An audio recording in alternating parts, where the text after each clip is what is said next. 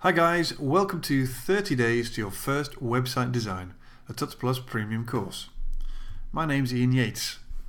That's me there with some familiar faces. And I look after web design tuts for the guys at Envato. I'm going to be presenting this course, taking you through things step by step. Now we have a lot to cover and we'll be talking about a lot of the basics, but even if you're not a total novice, there'll be plenty to take on board which can refresh your memory or smooth out some of the bad habits which inevitably form over the course of time. We're going to be working towards a website design. There it is. But it's worth noting that this isn't a Photoshop, HTML, CSS walkthrough. We will cover a lot of that, but more importantly, this course aims to get you thinking about the process of designing a website. We're going to break things up into 5 sections. Firstly, there'll be planning, where we'll look at your clients and users, and that will lead us into usability. We'll look at selecting content, and then wrap up with a video about goals. Our second section will focus on design concepts, beginning with a few guidelines, inspiration, style and themes, conceptual sketching, grids and layout, the all-important anatomy of a web page, and lastly, white space.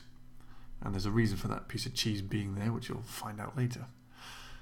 We'll then move on to the nuts and bolts of web design by looking at site elements, background textures, navigation, typography, features sections, forms, and the footer.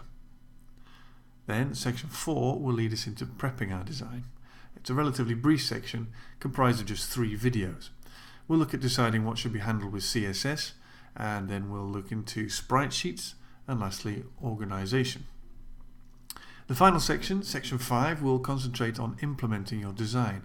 We're going to choose our applications, look at the web standards model, then we'll cover our markup and talk a bit about semantics.